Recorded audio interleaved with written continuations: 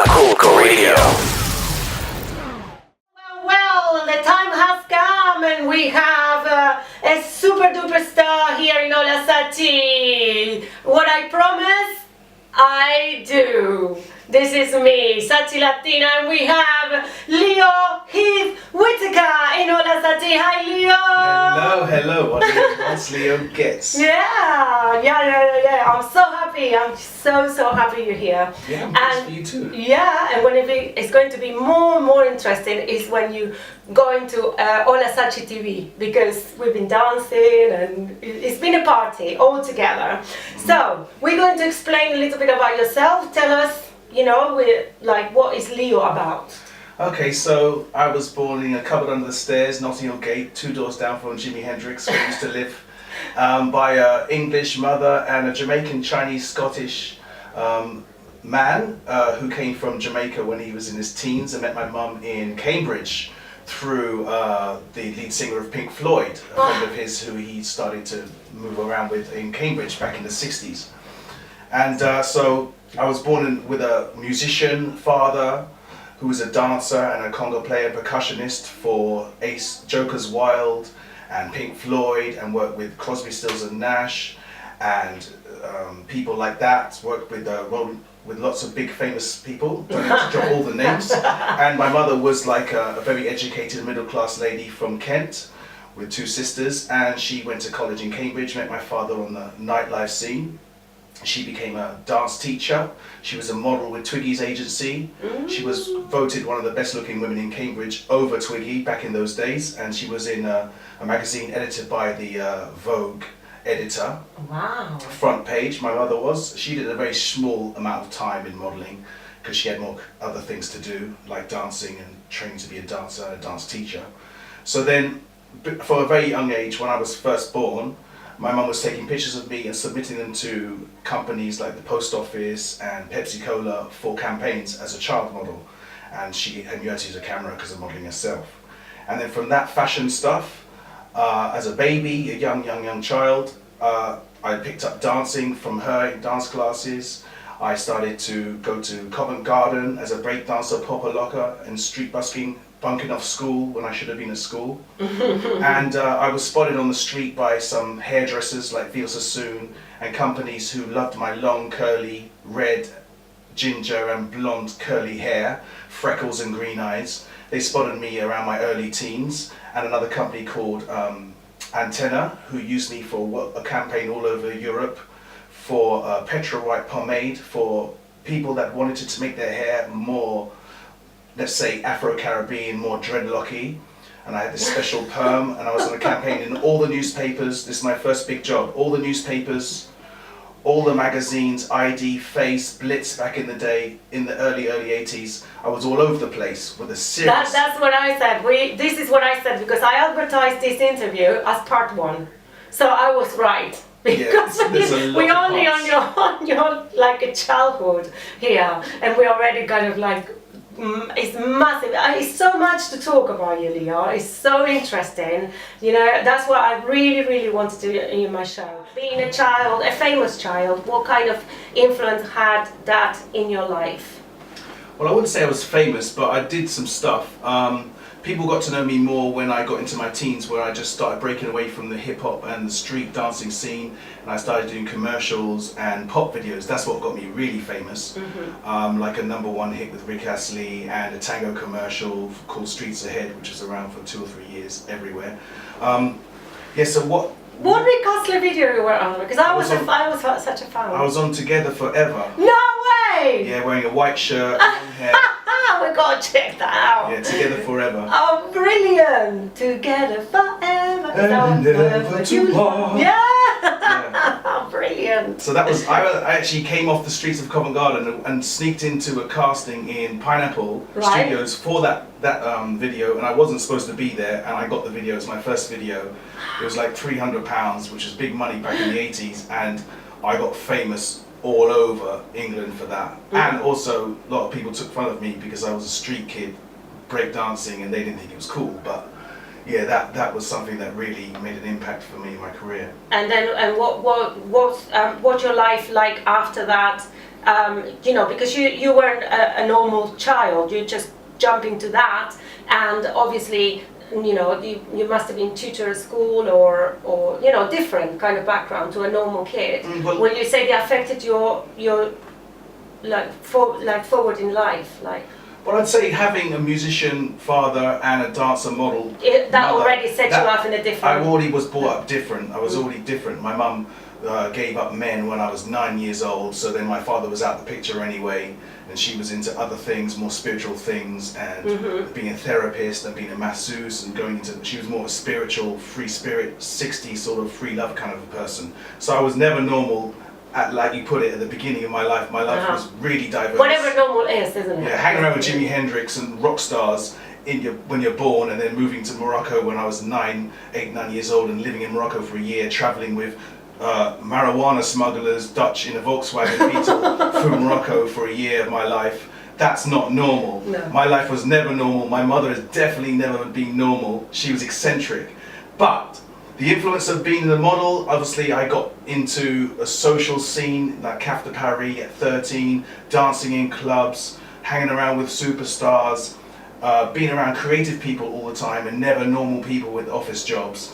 So it was really crazy, and I became more crazy with the success I had. My ego became enormous as a teen because with no father around I was always a bit confused and lost, because they fell apart and they split up, and so I already was kind of a bit confused. So I was influenced by stars and club owners and dancers and models and musicians, and those kind of people were eccentric, so it just made me worse. More creative, more out there, but louder and larger than life. Right, so if you have to go back in time, will you do it all over again the same, or you regret something? Would you change anything? The only thing I'd change would be what I did with my money when I made big money as a teen. Because what I did with my money was wasted. I should have bought properties, I should have invested, I should have got a pension plan, those sort of things, where I've traveled more with my money and spent it like a rock star, hanging around with them, trying to be like them instead of investing. Because money then in the 80s, you thought you could conquer the world, and my mother brought me up to believe I can do anything I put my mind to. So then, when I thought I could conquer the world, in 90s and 2000s, I realized with the government and the way politics has changed that you can't conquer the world, and you're not going to make money for the rest of your life because of the double recessions we've been having, and obviously government's changing, and it's not so easy for an entrepreneur as it was in the 80s. In the 80s, I got record deals as quick as I got model contracts. You know, money came quickly and easily. Production deals, publishing deals as a songwriter, rapping, recording records, all kinds of stuff was just easy on a plate with Thatcher. And then something happened and I realized, oops, it's not that simple anymore. And yeah, I was going to ask you if you would give any advice about, you know, your career, but you already did that. Brilliant. Yeah, don't spend your money wisely. Yeah, basically, if you make money, that's great. If you make easy money, even better, but don't spend it easy. Do your training, get your O levels, your A levels, your degrees, your diplomas. Use them while you're chasing your dream as being a designer or a model or a singer or a dancer. You can be creative, but it doesn't pay the bills. It might not pay the bills till you die. Look at superstar artists. Yeah, especially now with all the role models. I mean, they are like X Factor. The people behind X Factor are the millionaires, the people in the camera are poor. That proves it when you see famous pop bands and boy bands leaving and they're still living at their mother and dad's house. Yes. Where they're supposed to be multi-billionaires. Exactly. So, I want to ask you, now it's a little bit more serious question, but you can splash yourself and make it funny. Why is media obsessed with youth culture and age? Why age is so important now? I wish I knew why age was so important for media. When I was young, I realized that record labels were signing artists in their teens because they thought they could make more albums with more years of a young mind. But the problem you're going to have with that is that the young mind is influenced by the past. So maybe the people who are older like me have an organic, original idea, but I won't be noticed because in my 40s, I'm not going to have another 40 years recording, for instance, or singing and performing live. Well, Rolling Stones has an influence that it can be done, but they're signing people, young models, to have a very short shelf life, and they're obsessed with this youth culture because I guess everybody wants to be young. or Peter Pan. I'm one of them, but I just don't look old. I am Peter Pan. So the culture of youth is ruining a lot of businesses. If you think that age is the only important thing about being a model, you're wrong, because if you look at my section, the classics and the 30s, we're all in our 40s and we're looking better than the 20-year-olds. Yeah. The 20-year-olds have a certain body shape, which is good for clothes, and maybe a young person, a teenager, will go do radio early morning, sleep less, dance harder, perform harder, and basically when you're young, you do what you're told. You're more liable to do what you're told when you're young by the media than when you're my age and you know what you're talking about and you're like, you want me to dance like a monkey? Pay me. Yes, well, is it zombified, isn't it? Like a zombie. It's kind of like manipulation. The reason why youth culture is so important because the people behind the camera don't look great. They put some young person in front, they tell them what to do, they do it, they give them peanuts, and then they go home with a bank full of cash. That's my cynical idea of why youth culture is so important, because you can manipulate the young people, but you can't manipulate the old people. Exactly. Well, yeah, you get wiser, and of course you want to get paid. It's fair enough. And what is the biggest influence in fashion for you? To me, the biggest influence in fashion and media itself is hip hop. Really? Basically, I believe that hip hop and that youth culture has gone through maybe 40 to 50 years. It's been an influence on media. Well, it's been taken from the big designers, Stella McCartney, for example, for Adidas. I think she has a massive influence on hip hop.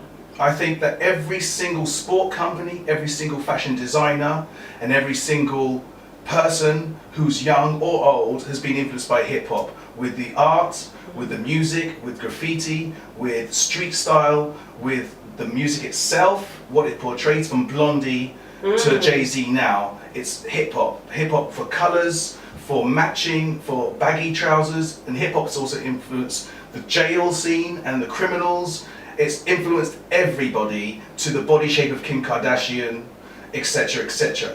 Youth culture, media, fashion, clothing, music, body form, body image. Hip hop has completely annihilated everything else in its wake. And Leo. Leo Heath Whittaker, look. It is a fashion influence. I'm a first generation b-boy. I'm a first generation breaker, body popper from the 80s, and I was moving around with Zulu Nation and African Mambata and reps. Love African Mambata. I have to include that in my playlist. Oh yeah. I absolutely Panic love Rock, it. Whoa. Renegades of Funk. Love The first ever track that broke Europe was the Kraftwerk sample on African Mambata's song. You know, some of the best. The best influences is definitely hip hop. I think so. Okay, we got 5 more minutes of you, the first part, because we're going to go to the second part right where you are. So we got to speak and we have to talk a little bit about what is Leo doing today. Sure thing. Yeah, what Absolutely. we're doing. I mean, and that would be my question, because I want to ask you about certain things that you're doing right now. Okay, no worries. Yeah, about what was your job? Where can we find you? So right now, I've had a market stall in Angel, Islington, which is a N1 9ER, Chapel Market. This is a market stall that came about, over 8 years ago. I started very small, with a small amount of money.